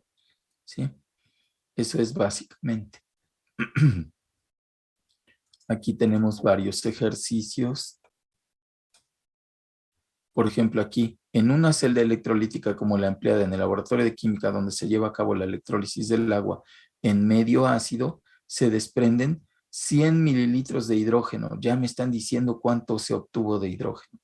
Medidos a estas condiciones, hay que escribir las semireacciones que tienen lugar en cada electrodo de la celda. Pues vamos a ver. Como esto se supone que ya lo vieron en el laboratorio, pues yo diría que ya lo podrían responder ustedes en este grupo, ¿sí? Se supone que les presentaron cuáles son las reacciones que se llevan a cabo en el ánodo y en el cátodo, en medio ácido y en medio básico. Aquí tenemos la electrólisis del agua. Si solamente tiene agua y no tiene nada más, estas son las reacciones que se llevan a cabo en el cátodo y esta es la reacción total del cátodo. Estas serían las reacciones que se llevan a cabo en el ánodo y esta es la reacción total en el ánodo, que sumadas me dan la reacción de electrólisis del agua. Pero si nosotros le ponemos un ácido, mejoramos la eficiencia de la reacción. O si le ponemos una base, mejoramos la eficiencia de la reacción porque aumentamos la cantidad de iones. Y resulta que aquí, pues estas son las reacciones que se llevan a cabo en medio ácido. Solo una en el cátodo, solo una en el ánodo. Y en medio básico, solo una en el cátodo y una en el ánodo. Supongo que les explicaron en el laboratorio el por qué. Porque recuerden que se tiene que complementar laboratorio con teoría. Bueno, el caso es que si a ustedes les preguntan en este ejercicio las semireacciones que tienen lugar en cada electrodo, cuando se lleva a cabo la electrólisis del agua en medio ácido, pues simple serían estas que vemos aquí. Y bueno, pues aquí yo por ahorrar tiempo, pues nada más las voy a cortar y las voy a pegar y listo.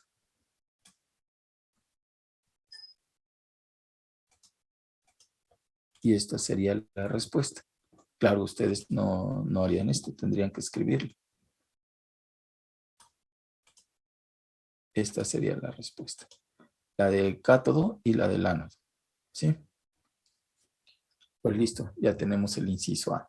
El inciso B, la reacción global. Ah, pues aquí me pasé y serían estas. Entonces, déjenme corregir. Como en el primer inciso nada más piden específicamente la que se lleva a cabo en el cátodo y la del ánodo, sería esta.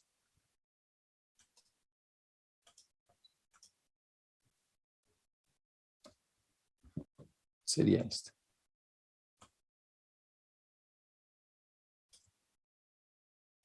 Listo. Y la reacción global, ahora sí. La reacción global, pues sería esta.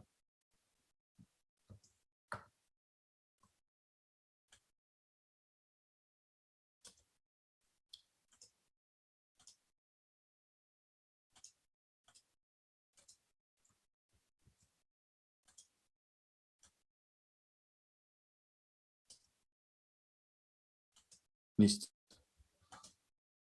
Si la celda ha trabajado con una intensidad de corriente de 1000 miliamperes, calcula el tiempo en minutos que ha estado funcionando. Híjole, pues esto va a estar muy fácil. Porque ya tenemos nuestro esquema de cálculo. Nuestro esquema de cálculo es, ¿dónde lo puse? Aquí. Ya tenemos nuestro esquema de cálculo. Y lo podemos escribir aquí. Ahí está. Este es nuestro esquema. A nosotros nos preguntan el tiempo. Esto es lo que nos están preguntando, el tiempo. El tiempo. Pero nos están dando la corriente. Nos están dando la corriente. La corriente. Esto lo conocemos porque es constante. Eso no va a cambiar. ¿Sí? Miren aquí. Como me están hablando de la obtención de hidrógeno diatómico, ¿cuál de estas tres reacciones es la que yo tomo en cuenta? ¿La primera, la segunda o la tercera? para saber qué valor tiene X y Y. ¿La primera? La primera. Entonces, ¿cuánto vale X? ¿Cuánto vale Y? 2. Y vale 2. ¿Y serían 2 moles de quién? De hidrógeno diatómico. Efectivamente, serían 2 moles de la sustancia, que en este caso es el hidrógeno diatómico. 2 moles de hidrógeno diatómico. Y abajo, 2 moles de hidrógeno diatómico se obtienen ¿con cuántos moles de electrones? 4. También 2. Ah, no, 4, sí, perdón. Con 4 moles. Con 4 moles de electrones. Y ya conocemos entonces todo esto. ¿Listo? Y ahora solamente me falta averiguar cuántos moles de sustancia se obtuvieron. ¿Y eso cómo lo voy a hacer?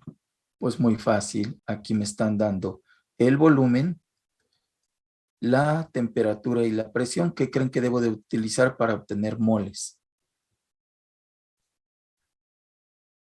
¿La ecuación de estado? La ecuación de estado del gas ideal. Efectivamente vamos a utilizar la ecuación de estado del gas ideal, en donde la presión a la que se encuentra el gas multiplicada por el volumen es igual a el número de moles por la constante por la temperatura, ¿sí? De aquí conocemos la presión, conocemos el volumen, conocemos la constante y la temperatura. Todo esto se conoce. Nada más nos faltaría determinar el número de moles, ¿sí? El número de moles.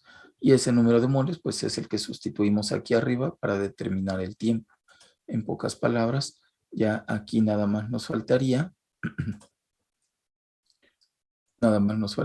sustituir los datos para determinar el número de moles y el número de moles aquí. Y listo, se acabó el ejercicio. ¿Cómo ven? Jóvenes. No son complicados. No, todo se va a basar en averiguar qué es lo que conocemos y de dónde obtenemos lo que nos haga falta del esquema de cálculo. Son tan sencillos estos ejercicios, aunque no lo parezcan a primera vista, son tan sencillos que, a veces es difícil hacer ejercicios de estos o diseñar ejercicios de estos porque solo con el esquema básicamente se resuelve.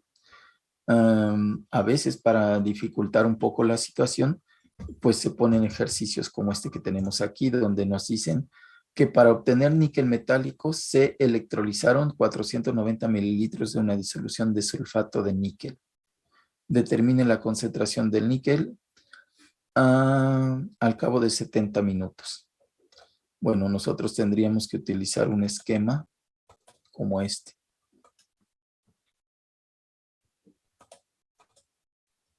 Para determinar la concentración del sulfato de níquel al cabo de 70 minutos. Pero, ¿qué datos nos están dando de aquí? Pues nos están dando los 7 amperes y 70 minutos. Es decir, nos están dando esto. Los 7 amperes y 70 minutos. Conocemos esto.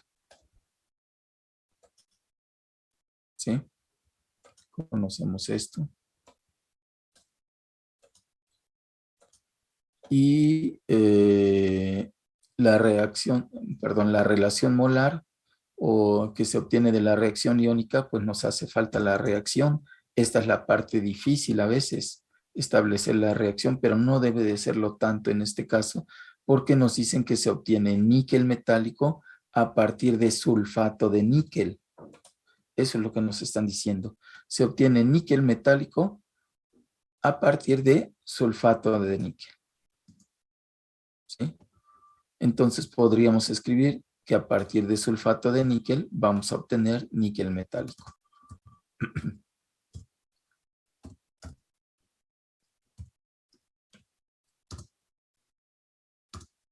y quedaría así.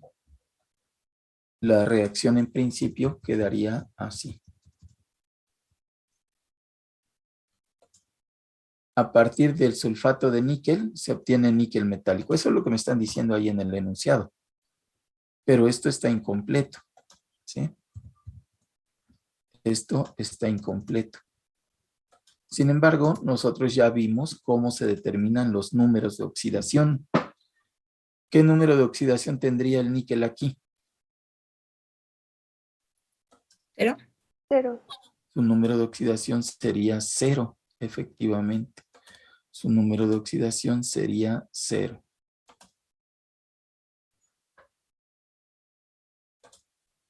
Aquí su número de oxidación es 0. ¿Qué número de oxidación tiene el níquel aquí?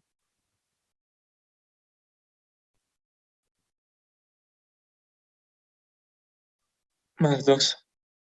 Más 2, efectivamente. Más 2. ¿Qué le está pasando al níquel? ¿Se está oxidando o se está reduciendo? Reduce. Se está reduciendo. No. Sí, se está reduciendo, perdón. Se está reduciendo. Entonces, ¿qué es lo que vamos a hacer? Pues algo similar a lo que se hacía en celdas voltaicas, pero ahora para este proceso electrolítico. Vamos a escribir la reacción. El níquel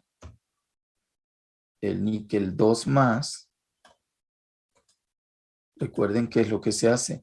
El número de oxidación se pone como carga. El níquel 2 más va a producir níquel. ¿Sí?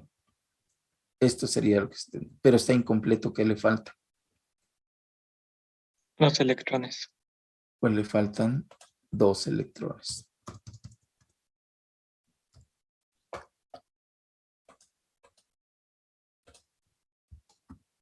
Y listo. Con esto ya quedó solucionado. La sustancia es níquel.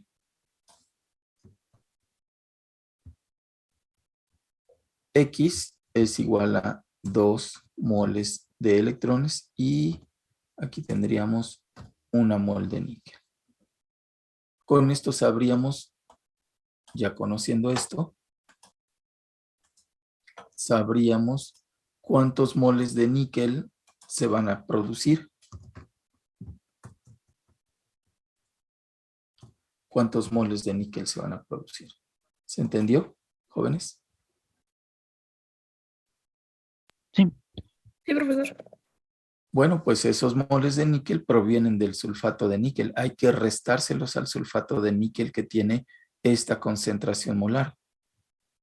Hay que restárselos. La concentración molar es 0.7 molar. Sabemos que la molaridad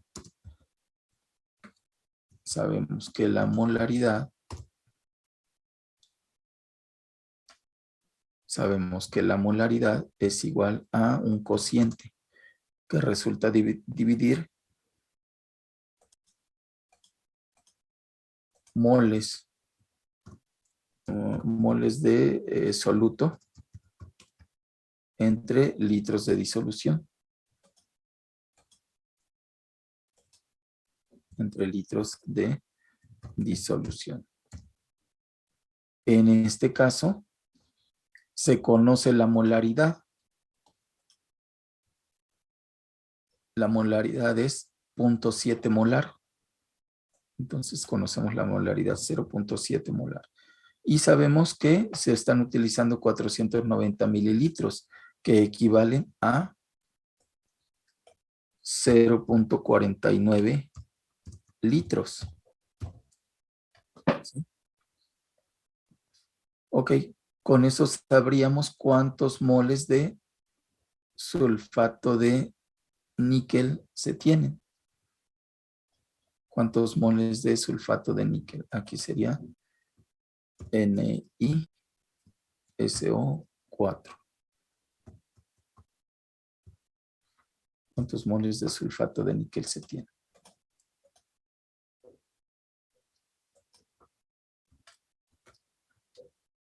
¿Cuántos moles de sulfato de níquel se tienen? Bueno, pues estos moles de sulfato de níquel se pueden convertir a moles de níquel y entonces sabríamos cuántos moles de níquel teníamos en un inicio y hay que restarle lo que se produce de níquel en metálico para volver a aplicar la fórmula de la molaridad y con los nuevos moles de sulfato de níquel y el mismo volumen que son 0.49 litros, obtener la nueva molaridad. Eso es básicamente lo que se tiene que hacer. Pero la parte de electroquímica, que es esta, pues fue muy sencilla. Por eso es que los ejercicios, pues para aumentar un poquito el grado de dificultad, se relacionan con estequiometría, con unidades de concentración, con gases o incluso con figuras geométricas.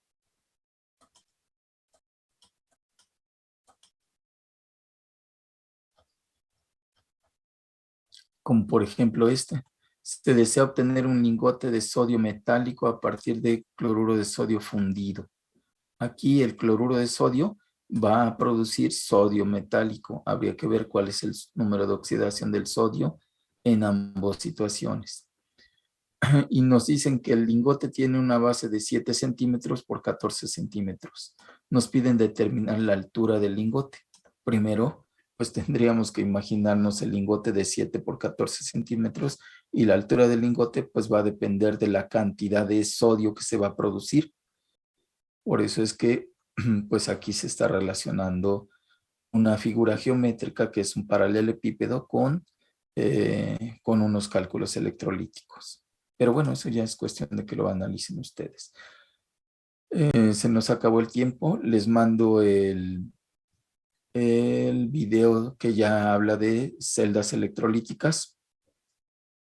Van a ser 2 cuestionarios, no videos, sino 2 cuestionarios. Les mando los cuestionarios de celdas electrolíticas, uno para la parte de teoría y otro para los ejercicios, y los resolvemos cualquier duda en la siguiente sesión. De tal manera que el próximo viernes pues se aplique el examen, el tercer parcial. ¿Sí queda claro, jóvenes? ¿Viernes, El profesor? viernes, ¿no? El jueves. Ah, el jueves, perdón, el jueves. Ok. El martes revisamos los cuestionarios de electrólisis, los últimos que quedan, y el jueves aplicamos el examen. Ok, profe. Está bien, profe. Gracias. Bien. De acuerdo. Bueno, nos vemos, que estén bien, cuídense. Hasta luego, profe. Profe, gracias.